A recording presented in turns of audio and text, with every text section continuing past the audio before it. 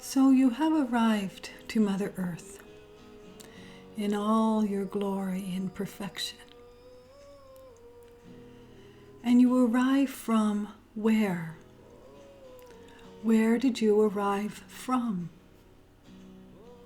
Where were you before here? Pondering that great question opens a space to explore the world of consciousness itself. For if one could see the universe, the vastness of the sky, we'll use the word heavens, the vastness of eternal light, for there is no beginning and no end when one looks to the sky. So many realms, so many dimensions. A twinkle in the star truly feels like one can reach up and touch the stars. And yet, where are the stars placed? Where, in relation to the one standing upon Mother Earth, where are the stars placed?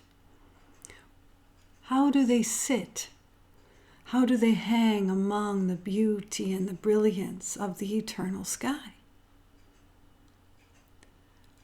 The moon, as it glows, casts a light that allows one to truly tap into one's inner wisdom. And the glow of the moon, as you would know, does not hold the radiant light of the sun. But the glow of the moon, it's a glow. It is almost like breath itself. When you look at the moon, the next time you look at the moon, a full moon, it does not have to be a full moon, but when one views a full moon on a clear night, and one can see the light emanating forth to all upon Mother Earth, there is a glow. And in this glow, it has a hue of absolute, we want to say, wisdom of divine. It is difficult to look at the sun for any length of time. The light is so powerful. Beams, rays of light streaming down Mother Earth. The warmth, the extension of light upon all. So you have the glow of the moon in all its glory, and the brilliant sun and the rays cascading upon. And you have the twinkle of the stars that just hold the vastness as one, sort of like connecting the dots. To see beyond the beyond. So many in busy lives, so many not looking up, so many just knowing the moon will be there, knowing the sun will be there, knowing the stars will be there, and the vastness of the sky and the universe will be there. So it is easy to place down we want to say, bringing forth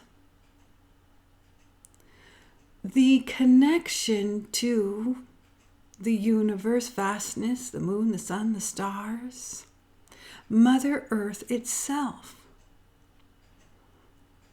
If you truly take the time to sit with patience, and we want to say grace, and the playfulness and innocence that a child would hold.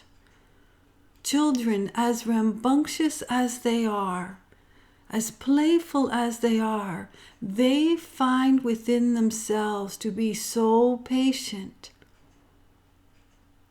when they are watching perhaps a little caterpillar make its way. Children are patient when they look at Mother Nature, Mother Earth. Have you noticed? A child can look up to the vastness for a length of time watching the clouds float by. A child can look at the stars endlessly and want to wish upon them all, finding the perfect star for them. And it takes patience. And it takes the knowing to place time aside. Children, as much as the world is on a clock, children can remove the ticking of the clock. They can remove the sense of time.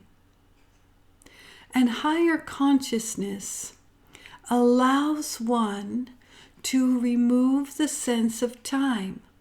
Now we know busy schedules, things to do, clocks do tick, calendars do turn, years become decades. We understand. But in higher consciousness, there is a patience. There is a patience and a knowing. All is connected, all is one.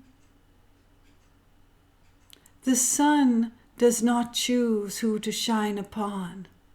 The sun shines light upon the war on the planet, not holding or lighting up the war on the planet, but not choosing where to shine to or who to shine to.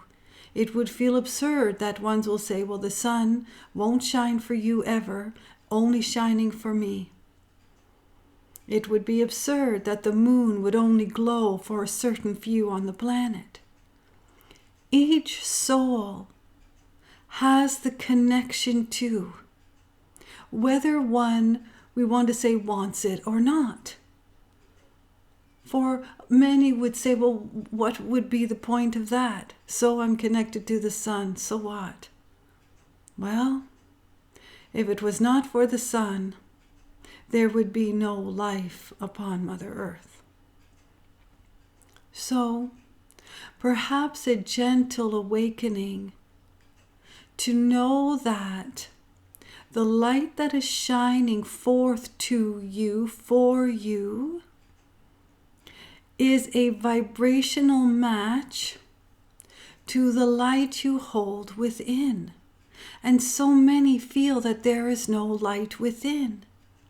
And so many that feel there is no light within tend not to look up to the beauty, to the glory, to the vastness, to the wholeness, to the oneness. Isn't that fascinating? It is when ones make a conscious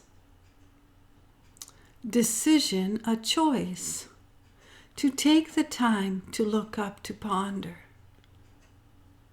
So many enjoy being out in the sunshine. So many enjoy the outdoors. So many so connected to Mother Earth. Ask a gardener, someone who truly enjoys placing their hands in the soil of Mother Earth to create even more beauty, to cultivate. Ask a farmer that toils his fields, the connection that is felt when the ground itself is moved to create food for many. It is a sense that is truly felt. There is a connection to all things. Someone who works in forestry and they look up to the grandest and the magnificent trees, and all trees are magnificent.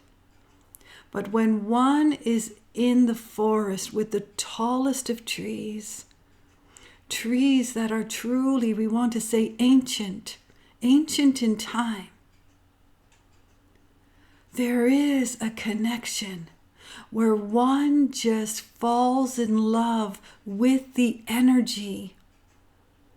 There is a different energy, if you will, if you stood among a vastness of trees than if you were to stand on a busy street. It's a different energy.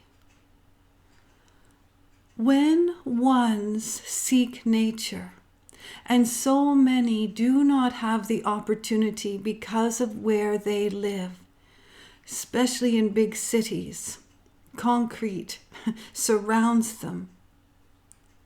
But that does not mean that one cannot enjoy a plant in their house.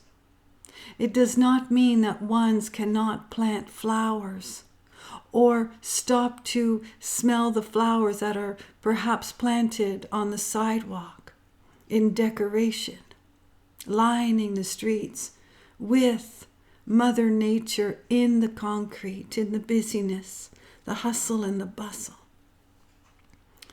So even if ones do not have an opportunity to surround themselves in the midst of magnificent forestry, if you will, or in an open park, to see land filled with green grass, there is always an opportunity to look up and to look beyond. To look up and to look beyond, and to stop to smell the flowers that are planted among the concrete, the busyness.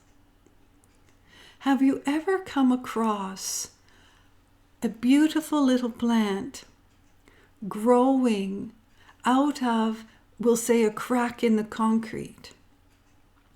And it would be hard to imagine how this little plant, whether it is a blade of grass or a flower, how it found its way to take root in the concrete. Have you ever noticed where Mother Nature grows? Sometimes it is in the most obscure places. And ones, if they truly, truly look, they could see the magnificence that it took, the miracle that it took for that little seed to find its way among the concrete, to find a place to be rooted, and to grow towards the rays of the sun. It is a miracle. And so what we are saying to you is, if you are surrounded by concrete and absolutely loving it, know that you can also grow with your feet planted firmly, your roots planted firmly into the rays of the sun.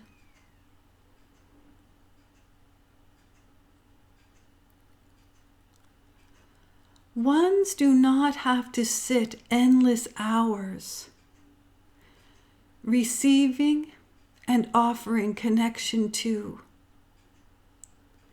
be of higher consciousness. Some have a perception that to be enlightened, one must spend their days in stillness and quietness. Ones must sit for hours and hours at a time, receiving and sharing.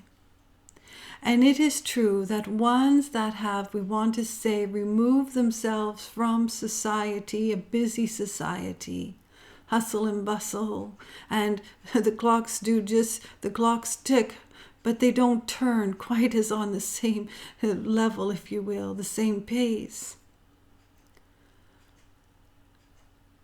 Naturally, in the desire to connect with the universe, with divine, name it what you will, connect with themselves from within. Just connect within oneself. If ones took hours to do that, yes, naturally there would be room for growth and expansion and patience, naturally. But higher consciousness allows one to bring forth consciousness at its high level in a busy world.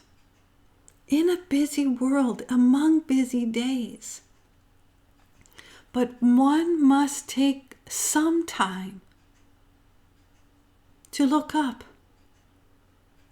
to feel the gratitude and appreciation for the light shining upon.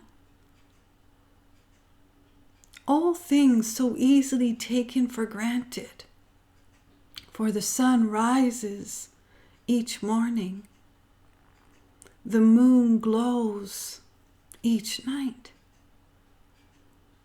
And if the clouds have moved aside, one can see the twinkle, but the stars are always there. So ones have light streaming forth to oneself. And higher consciousness is the understanding, along with the gratitude of light and life itself. For in the glow of the moon is life. In the rays of the sun is life. The twinkle of the stars is life. The vastness of the sky and all Mother Earth is life. You are life. There is only one of you, one divine perfection of you. How many condemn the moon? How many condemn the sun? How many condemn the stars? And it truly seems unheard of. For why would anyone condemn the moon? Why would anyone condemn the sun? Why would anyone condemn the stars or the sky? Ones often condemn the weather.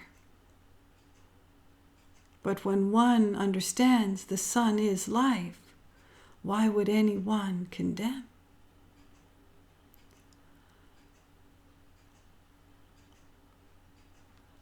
Think of the moon and the sun truly connected with all, and in all, the connection with yourself. One moon, one sun, one you. Now take the stars. Billions of twinkling light. Billions of stars. Think of the stars as other souls.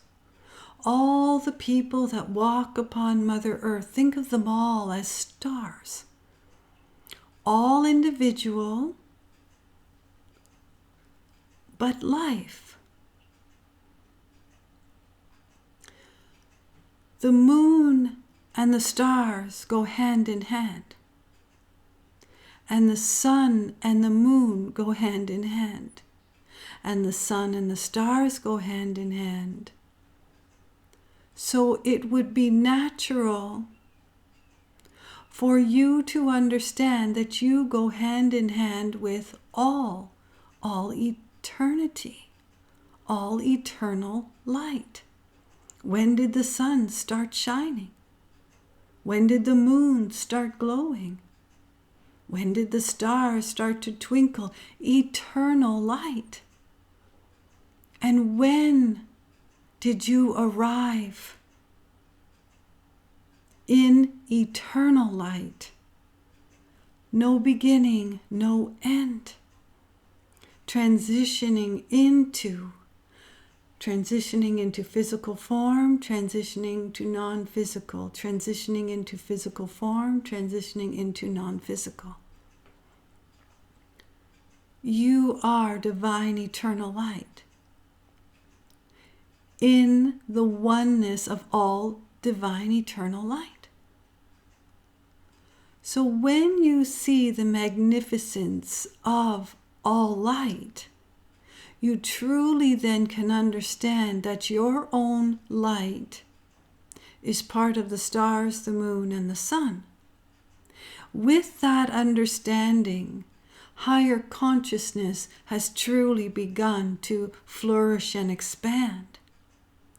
So if you think of your eternal light held within, and it moves forth like the rays of the sun flowing upon Mother Earth, think of the light that you hold and the light of, we'll say, divine, eternal light, all of it, from the vastness to the sky, all of it. There is always light shining upon you. Even on your darkest of days, light is shining for you. The sun shines for you. The moon glows for you. The stars to wish upon. Among your darkest travels. And held within you is your light that is always glowing, always beaming, and always twinkling. Ponder that. So we want to say, find the space to understand that you are connected to all. And in this connection, imagine or place forward your light. And how would you do that? You can do that in your mind's eye. But when one is expressing thoughts, deeds, and words of highest compassion, kindness, forgiveness, and love, one is always in high vibration where their light is always flowing outwards. Far greater, because it is a vibration that matches the universe. When ones live in, we want to say, high compassion, when they live in the purest sense of love, forgiveness and joy, kindness, peace, tranquility, it is a vibrational match to all eternal light. And think of, as much as the beams of the sun are flowing towards you, understand that your beams of light is moving outward, upward, expanding, touching, caressing, embracing, dancing with the rays of the sun. For how could it not be? Somewhere the vibration meets, would it not? When light is placed forward in the sense of compassion, kindness, love, forgiveness, grace, ease, joy, it is a vibrational match that gets picked up so easily. Light is always shining for you. So think of, if you never thought of consciousness, or you've had not a very challenging day and you do not feel any sense of love, something very unloving was just presented. You had an opportunity to be more compassionate and you chose not to be because of the emotions you were feeling. Down, just not feeling good about any one thing, especially something in your personal world or something you are scolding yourself about. Hundreds of thousands of reasons to feel, we want to say, miserable. So you're having a day that feels miserable. You do not feel very good at all. Perhaps you're angry, resentful, frustrated, jealous. Perhaps you feel less than and unworthy, discarded, tossed away like trash. Light is always connecting with you and your heart. Always. Light is always connecting with you, your heart, and your inner essence. It is soothing. It is comfort. It is life itself. So it's not about placing down we want to say, the bad day, and finding the space to bring forth the light, to have a greater vibrational match. We want to be careful here, because even if you are on your lowest of lowest times, dark days, days that feel truly darkened, your light held within is always glowing, always beaming, always twinkling. So there is always a connection. There is always the melt. There is always the dance. There is always this connection. Just in this scenario, if you will, the light from the heavens flowing right to your inner essence, because in your time of darkness, it does not feel that you are emanating any light at all. But that does not mean that there is no connection. Absolutely a connection. Absolutely the healing and the soothing and the relief found in this connection. What we are sharing is when you are vibrating at a high frequency of higher consciousness through the gifts of compassion, the gift of grace, the gift of forgiveness, the gift of kindness, the gift of peace. You extend your light so far outward that the vibrational match is truly, we want to say, coated upon Mother Earth. Many touching and feeling this vibration of love you are putting forth. That's what creates the expansion of, because the vibration, when it meets in the middle, if you will, not really like this, using it as a metaphor, but not, would be very difficult to explain, because we're sharing energy. We're speaking vibration in eternal light. Light is vibration, energy. All is energy.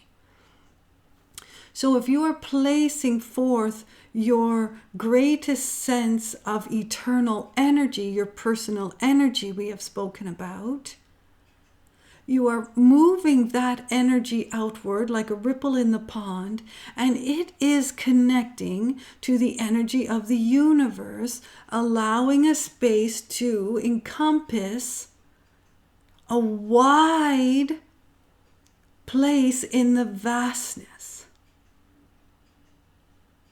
So when you are having a day that feels so misaligned and so off, you are just not having a good day.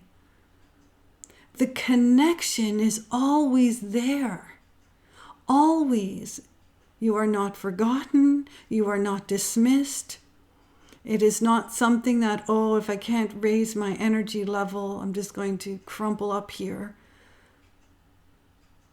No, you are always held in this light, always and in all ways.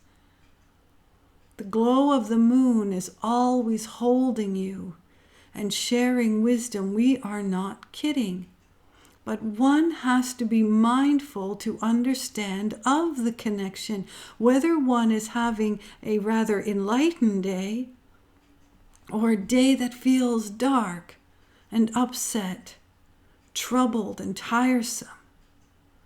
So many times when ones are in that, we'll say, vibration,